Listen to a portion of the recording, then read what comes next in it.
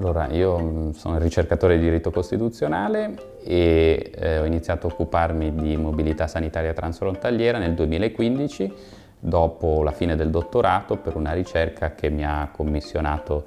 il professor Balduzzi, che è stato anche il Ministro della Salute, che aveva interesse a capire quale fosse stato il recepimento della direttiva 2011-24 nel nostro ordinamento. Il tema del diritto alla salute di per sé era un tema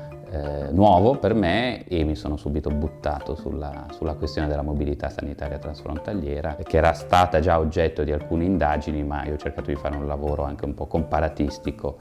per vedere come altri paesi avevano recepito la direttiva nei loro ordinamenti.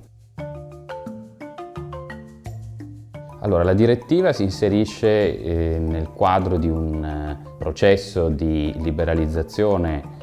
della circolazione dei pazienti che è molto più antico rispetto all'adozione della direttiva, che è del 2011. La mobilità sanitaria transfrontaliera è un fenomeno attraverso il quale i pazienti sono liberi di circolare dal proprio Stato membro in un altro Stato membro dell'Unione per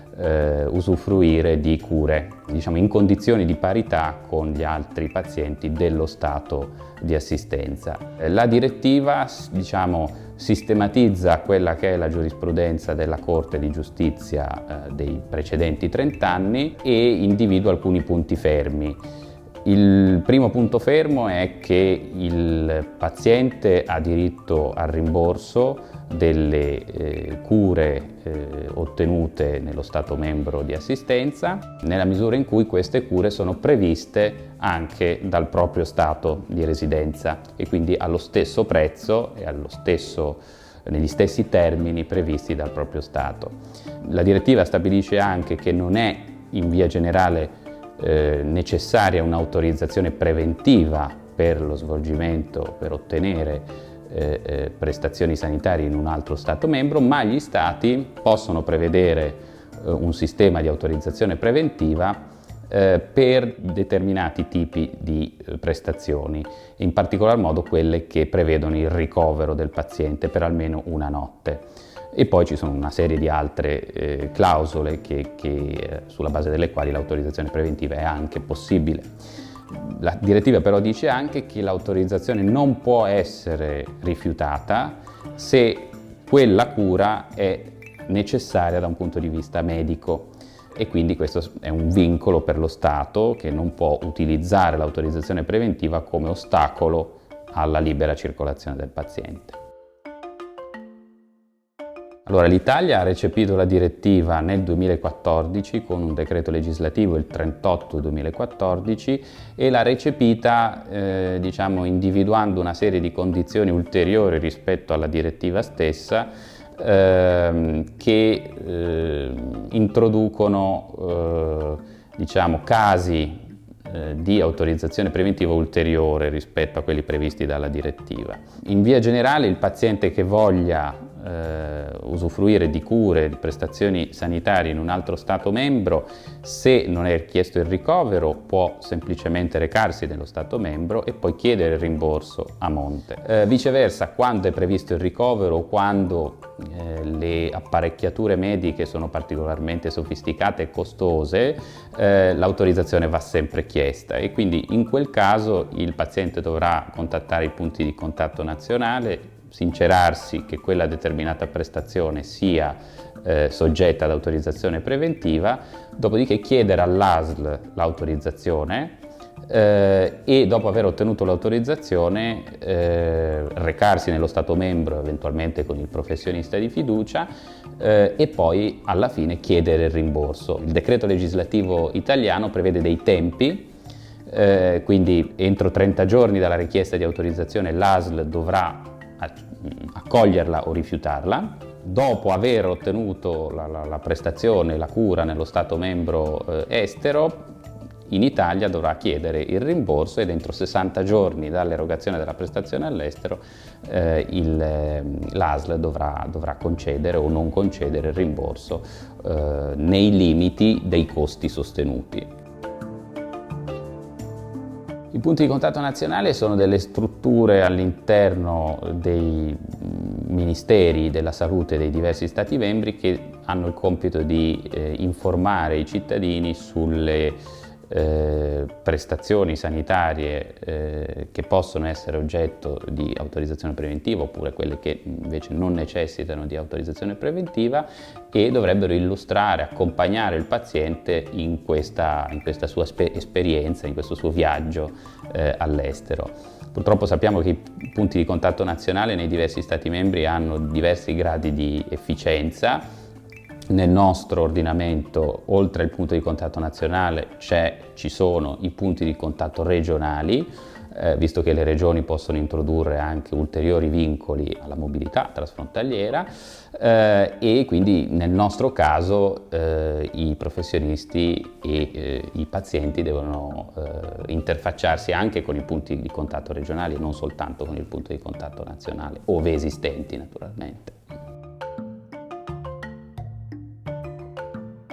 In realtà no, perché come ho anche cercato di spiegare nell'articolo che ho pubblicato nel 2017, il recepimento della direttiva in Italia è un recepimento molto restrittivo. Più in generale i pazienti italiani che siano a conoscenza della direttiva e che vogliono sfruttarne le potenzialità sono pochissimi, sono più che altro concentrati nelle aree di confine e questo però devo dire che vale in buona misura anche per altri Stati membri, dove però c'è una maggiore integrazione economica e sociale, ad esempio tra Francia e Germania o tra Francia e Spagna, e quindi il ricorso alla direttiva è maggiore. Nel nostro ordinamento sappiamo dai dati che la Commissione pubblica a cadenza regolare che le richieste di autorizzazione sono molto limitate, è ancora uno strumento ricco di potenzialità ma poco sfruttato.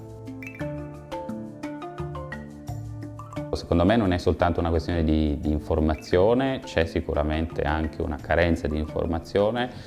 ma ci sono ostacoli procedurali evidenti, la richiesta di autorizzazione preventiva e una certa incertezza anche sui tempi con i quali le ASL rispondono al paziente sono evidentemente un ostacolo alla libera circolazione ed ecco perché in realtà la Corte di Giustizia già 30-40 anni fa aveva individuato nell'autorizzazione preventiva come tale, come regola generale, un ostacolo alla libera circolazione, quindi contraria ai trattati. Per i pazienti è può essere fonte di beneficio laddove in un certo Stato membro le liste di attesa siano troppo lunghe. Per gli Stati membri può essere uno stimolo a fare meglio, a ridurre le liste di attesa, per alcuni Stati membri che le hanno evidentemente troppo lunghe, per altri che invece hanno sistemi sanitari più efficienti, sono uno stimolo ad accogliere pazienti dall'estero e uno stimolo di natura economica più che altro. Il ruolo di SEF secondo me è nevralgico perché consente di superare quelle che sono le asimmetrie informative tra il paziente e i prestatori di servizi, gli operatori sanitari. Quindi ben venga SEF, soprattutto un ruolo di SEF non limitato magari ai pazienti in uscita ma anche ai pazienti in entrata. Diciamo che la direttiva promuove fenomeni di scambio anche tra sistemi sanitari e professionisti dei sistemi sanitari e in particolare promuove la creazione delle cosiddette reti di riferimento europee che sono reti di ospedali che si occupano di cure di patologie rare e in questo direi che anche il ruolo di SEF può essere determinante, cioè SEF può essere un intermediario, un facilitatore anche all'interno di queste reti. Più in generale i professionisti che abbiano voglia di scommettere anche un po' su se stessi e sulle loro capacità avranno attraverso SEF e attraverso la direttiva la possibilità di sperimentare nuove modalità di cura anche in altri sistemi sanitari e questo è uno stimolo per la carriera di ciascuno. Sicuramente sì, del resto abbiamo visto anche già lo scorso anno che in un momento di forte crisi e di forte stress sui sistemi sanitari più in difficoltà, molti pazienti sono stati curati dagli stati membri confinanti sostanzialmente, quindi un fenomeno di circolazione e di mobilità anche nell'emergenza Covid lo abbiamo visto, l'abbiamo sperimentato. Alla fine dell'emergenza pandemica o comunque se la pandemia continuerà, il rischio che le liste di attesa si allunghino ovviamente è